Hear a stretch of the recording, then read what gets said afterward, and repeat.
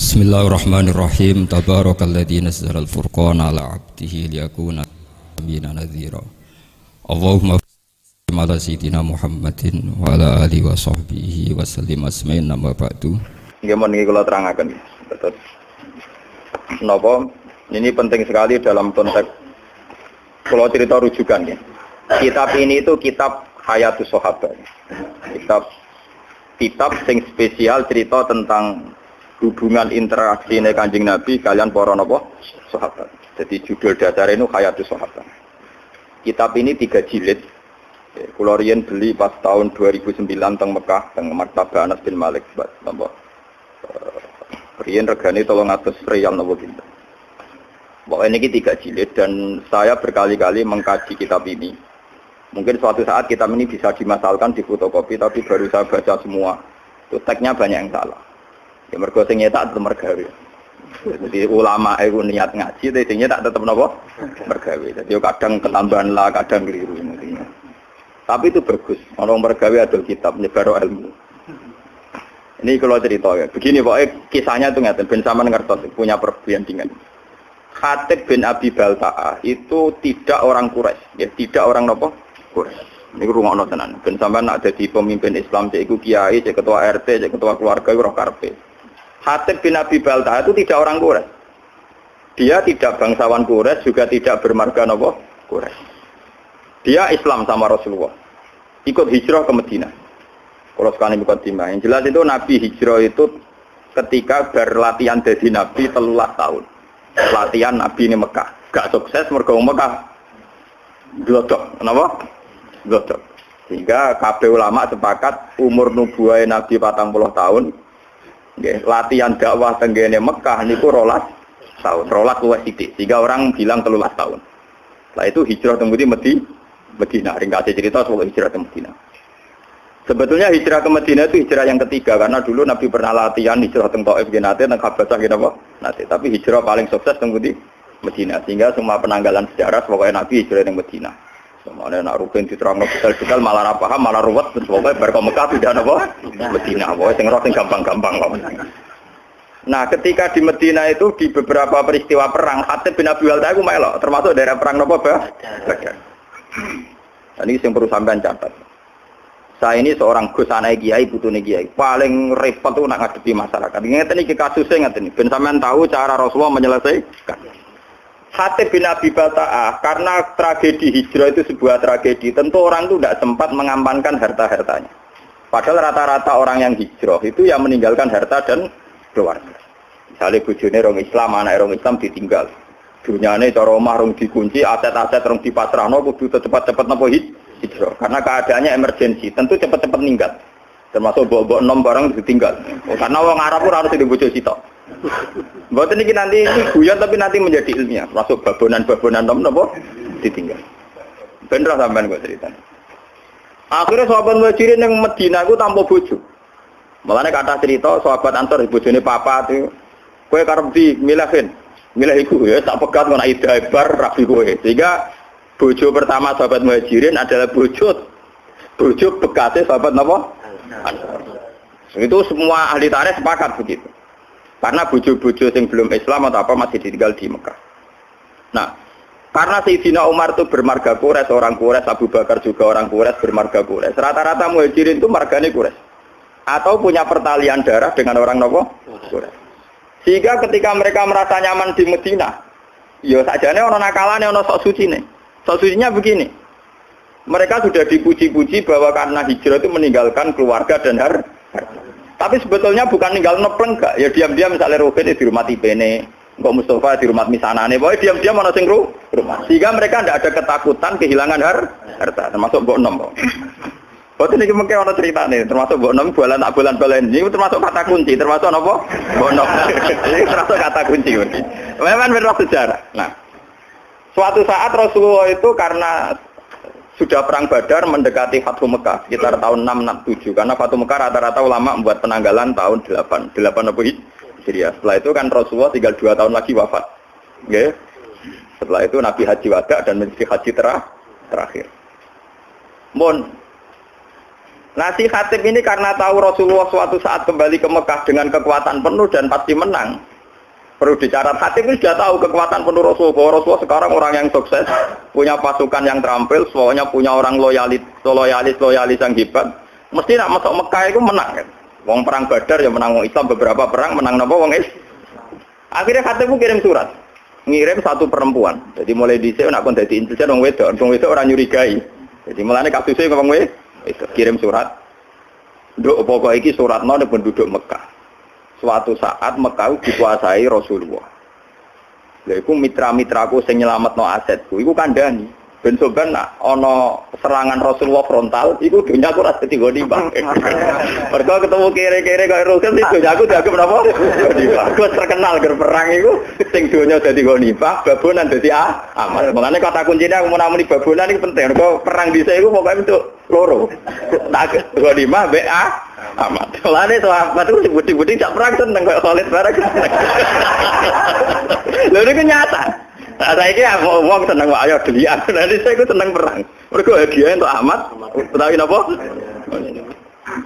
Mane sing turunane wong bedik-bedik kaya Khalid bin Walid anak wong bedik-bedik. Ngoten niku kadang Ahmad rong bagiane diambung. Lorong bagian bu ambung. Wah, lorong mesti bagian. Ayo di perang iku mesti to. Tuh lima bentuk napa? Hasil si Khatib bin Abi Balta'an iki apa itu kirim surat supaya aset-asetnya diamankan. Ini kembali ke mukjizatnya. Karena Rasulullah itu seorang nabi, beliau mukasyafah. Kemudian diberitahu Jibril bahwa Khatib itu membocorkan rencana Nabi ke Mekah. Padahal dalam teori perang, pembocoran informasi itu kan satu hal yang krusial, satu hal yang bahaya. Padahal awaluman kalau ini betul, berarti awaluman yang membocorkan ini Khatib bin Abi. Paham ya? Akhirnya Nabi lewat teori, ya memang teori perang pasti begitu. Ngutus Sayyidina Ali. Di Raudhah Taqwa cara kene perbatasan Mekah Madinah iku ana wong sing utusane Khatib bin Abi Balta'ah. Itu bawa surat yang mau membocorkan ke penduduk Mekah bahwa kita mau ke Mekah. Walhasil rahasia perang itu nanti terbongkar.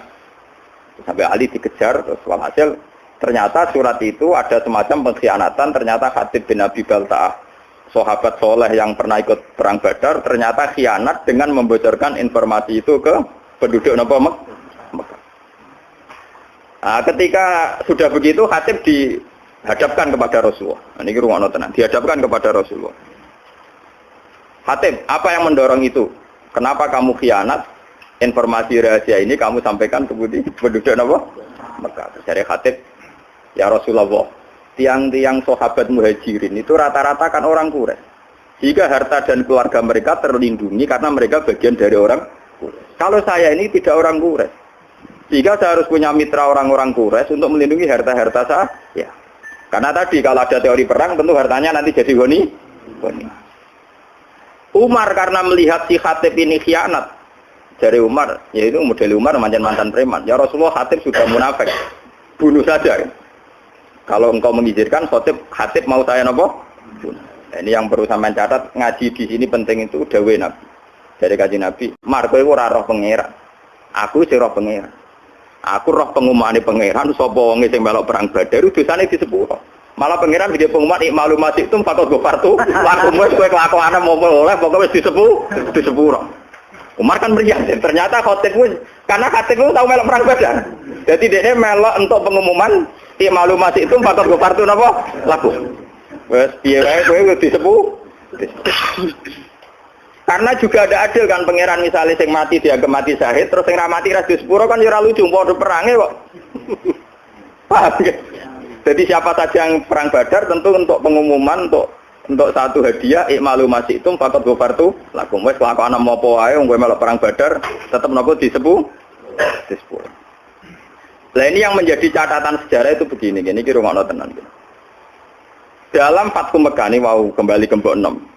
Mau yang sok suci kan Sayyidina Umar. Mergo ape baca Khatib karena dianggap membocorkan napa informasi. Sampeyan tak ceritani, poso dalail yang dilakukan tarekah-tarekah sing tukang poso setahun niku. Sinten nggih Pak setahun niku? Sing kurang suwe 3 tahun. Setahun wis suwe malah napa? Poso dalail itu tidak ada sanad sampai Rasulullah. Secara ilmiah tidak ada sanadnya.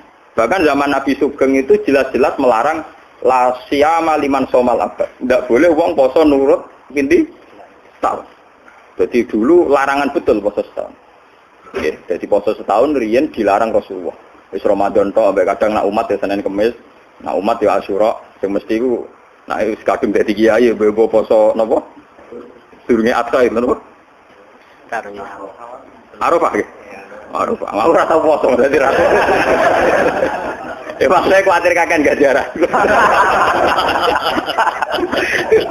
Kula niku mergo kula niku ape cerita poso sunat itu trauma kanca kula. Niki kisah nyata. Kula niku kanca jenis Sukron. Jadi yo latihan kiai pidato pas Idul Fitri. Man soma Ramadan summa atba'u sitan min Syawal fa kana ma soma daro napa? Kula. Pokoke melepok pokoke fadile poso 6 dina sama. Barang hari kedua ketiga tamune cek poso dekne ra poso. Tamune wong lugu-lugu wong awam. Ih, jebule jenengan bodho niku lho. Kula poso arep jenengan jebule jenengan gak poso. Dekne ning kula kapok wong iso suci. Ning sowan kula wis kula arep jenengan kapok. Jebule banyak umat sing poso niteni. Pos sing do poso 6 dina do sowan dekne. Syukrane rokokan tenang. Iya jebule jenengan bodho niku lho. Kula men poso-poso ana jenengan jebule jenengan gak poso. Akhire tuan kula kuwapok kok Gus. Kula ngiyi tenanan kuwapok.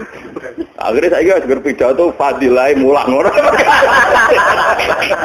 Dene kula ge ngoten ning titi ngomong fadilah mulang. Misale kula wiridan kalah Mbak Mustofa. Nyabari melarat kalah Mbak Ruhin.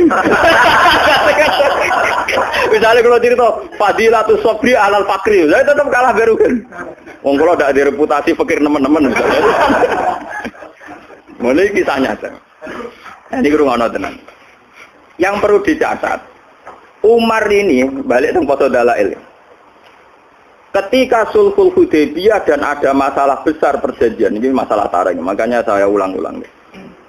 Ketika Sulhul Hudaybiyah antara Rasulullah dan kafir Quraisy, itu ada perjanjian-perjanjian yang merugikan umat Islam. Gini, saat itu kata orang-orang kafir, "Mat, kamu boleh tawaf, tapi tahun depan. Kamu nggak boleh mempengaruhi orang Mekah supaya masuk Islam. Kalau sampai ada masuk Islam harus kamu kembalikan menjadi kafir lagi. Tapi orang Islam yang menjadi kafir, rasa balik nomat macam asal usulnya kafir." Kurang ajar maksudnya. Umar marah-marah, "Ya Rasulullah, bagaimana mungkin perjanjian ini Anda terima sementara semuanya merugikan umat Islam?" Ini perbatasan Hudaybiyah. Perbatasan apa? Hudaybiyah. Ini rumah tenan. Muatat Umar, yo sok suci muatat. Mumpun Kanjeng Nabi perang mawon timbang ino, timbang napa? Ino dari Kanjeng Nabi. Ora marung, aku rene niat umroh, padahal niku Nabi niate napa? Umroh. Aku rene niat umroh ora niat perang. Karo dene ora nggo alat perang, Mar. Lah sing lucu, Kanjeng Nabi ya tahu disangsikan sampai belum pernah Sayyidina Umar bantah Kanjeng Nabi dan menyangsikan kenabiannya Kanjeng Nabi kecuali dalam peristiwa Hudaybiyah. Kanjeng Nabi yo duwe seni. Walhasil Kanjeng Nabi itu ketika mendekati Hudaybiyah itu Nabi ketok senyum-senyum seneng. Ya, Nabi ya aneh, itu seni. Ketok senyum-senyum. Takoki Mbak Umar ya Mbak Abu Bakar. Ya Rasulullah, kenapa engkau kelihatan sumringah seneng? Barusan tadi malam. Laqad unzilat alayya lailah suratun ahabbu ilayya mimma talati samsu. Aku bantuk surat sing informasinya itu sangat menyenangkan. Kowe iku luwih seneng timbang donya sak isine. Nah, termasuk surat iku latat khulunal masjidal harama insyaallah aminina muhallikina napa ruusakum wa muqas sirin. Gini ku surat Fatah. Sahabat itu seneng, wah iki kasil tenan informasi kok Nabi kan gak ngarah salah. Wah kasil tenan iso tawaf iso demek. Ternyata Sulhul Hudaybiyah ada problem. Ning rumah ana gitu Hudaybiyah ada napa? Problem. Umar di kesempatan. Lah jenengan dhewe sing critakno ayat nak kita bakal latat khulunal masjidal harama insyaallah amin. Kok malah kejadian yang ngeten ra iso mlebu-mlebu Mekah. Kanjeng Nabi cek jawab aja lu. Ya tapi ayat iku ora muni taun iki, Mar. Tapi ning ayat iku ora ono taun iki, Mar. Ya Umar iku, Umar kotom iku sing ada wong tenan. Wes, gak trimo dene takok Abu Bakar. Abu Bakar jawab ngono. Abu Bakar malah luwih elek cakeme. Ya tapi kan insyaallah, Mas. Coba iki cerita, sampeyan ngerti bahwa sahabat itu mangsa tersapian terus tenaga problem-problem sosial. Latat khulun nal masjidal harama napa? Insyaallah tuh kalau kowe nak ngiyai mesti enak. Ora enak. Ya kan ana jaminan saiki. Betul kan, lah repot. Nak sobete ra barbar kan. Yang tim mati tenan. Nah, ini walhasil terus. Ya itu Umar saking mangkel. di luar kendali sampai keterucut meninggal. Ketika informasi itu di luar dugaan dia kan nafsirkan kalau aminina ya sekarang gitu, kenapa? Ternyata tidak jadi sekarang. Jawab Umar sampai Nabi ditanya gini di luar kendali. Alas ta Rasulullah, tapi engkau tetap Rasulullah dan masih Rasulullah. Wah, aku kok Nabi kaget sesuatu. Maksudnya biasanya nggak informasi kan cosmeng. Nah kali ini melenceng berarti alas taruh. Jangan-jangan kau sudah ada Rasulullah. Umar saking dari Nabi nggak emosi. Ya aku tetap Rasulullah. Lah semua informasi dari engkau mesti benar. Iya mesti benar. Lah tapi kenapa ada jadi masuk Mekah sekarang? Ya mergo ora ono tahun ini karena Nabi jaganya mergo ora ono jaminan tadi. Walhasil Nabi menerima konsep Sulhul Hudaybiyah dan akhirnya Nabi kembali ke Madinah tanpa terjadi umrah. Sampai 2 tahun kemudian baru terjadi apa? Nah itu Sayyidina Umar akhirnya nyari anto poso dalan. Buar ini Madinah ini sempadan. Jebule ngotot bantah Nabi dia ora kangen Ka'bah. Duwe bodoh kowe. Jadi dia ngotot bantah Nabi ora kangen Ka'bah. Munamuni apa tuaku ora ono pikiran tuaku ora ono. Mergo kangen mbok enom suwi-suwi ra dikumpul. Saiki wis mitu gerbang Mekah le yo gara-gara kangen mbok enom kok aku bantah Nabi ngantek ngono, paham ya? Terus dia sumpah-sumpah pe poso setahun.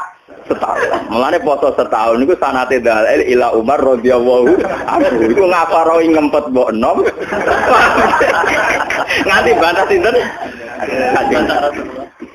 Mulane terus dadi mitos nak poso dalil nyebur dosa. Mergo dosa bantah Nabi kelebur, meneh dosa ringan-ringan kapan. Niku ceritane. Sehingga Umarlah awaluman sing mensyariatkan poso napa? Gara-gara mangkel. Gara-gara mbok enom wae dekne bantah Kanjeng Nabi modho ning Ka'bah. Kok sithik-sithik meneh kangen tawaf. Dan ning uteke dekne ora ono kamus tawaf ora ono. Wah, kamus tawaf mboten enten. Lah niki balik teng Khatib bin Abi Balta. Khatib ini pula juga di mbok enom di keluarga. Paham ya? Nah, mulane kula ini yang kaitan dengan saya dengan para anak-anak kiai. Maksudnya sing waras sing gelem mikir agama. Niku memang kesulitan. Misalnya saya ini hafal Quran, saya ngapalkan hadis. Sampai sekarang saya masih belajar, masih berburu kitab. Masih berburu kitab. Dan saya menikmati belajar agama, nikmati mulan. Tapi kan tidak semua orang Islam yang punya nasib kayak saya. Yang punya nikmat kayak saya. Jika saya tidak bisa, orang Islam tak dorong pokoknya nggak hafal Quran, ngalim mesti ditanggung pangeran, tidak bisa. Mereka ada yang dari keluarga yang punya tradisi kerja. Kadang dari keluarga yang logikanya harus PNS. Dari keluarga muslim yang baik tapi logika wong kudu nasibe jelas, duwe toko, duwe pekerjaan dan sebagainya dan sebagainya. Ini harus kita maklumi. Harus kita napa? Maklumi. Kalau ndak nanti Islam ajur-ajuran seperti ini. Rasulullah ketika Umar tidak menerima kesalahannya Khatib bin Abi Balta, dianggap munafik, mergo bocorno informasi. Tapi ketika Khatib menjelaskan ke Rasulullah, gini ya Rasulullah. Orang-orang muhajirin itu tenang saja di Madinah karena mereka sadar keluarga dan hartanya diurus kerabat-kerabat mereka. Saya tidak punya apa-apa, saya harus punya kiat-kiat untuk hartaku Tapi apa kata Rasulullah? Ternyata Rasulullah, ya kamu ada kepastian dari Allah bahwa Allah Ta'ala innahu qad sadaqakum. Allah benerno alasanku. Digamane ngeten, saya ini anaknya kiai. Bapak saya kiai, mbah saya kiai. Umpama aku sangka ngalim nganti tuwek nganti matek ra di pekerjaan. Pokoke anggere mulang istiqomah abad asah. Kuwi wis dianggap prestasi. Temenajan to kere klunak-klunuk mek kukar-kukur ngono wis dianggap prestasi karena ukuran sukses anak kiai mulang istiqomah. Bayangno misalnya keluarga yang matre atau PNS atau apa. Kan enggak mungkin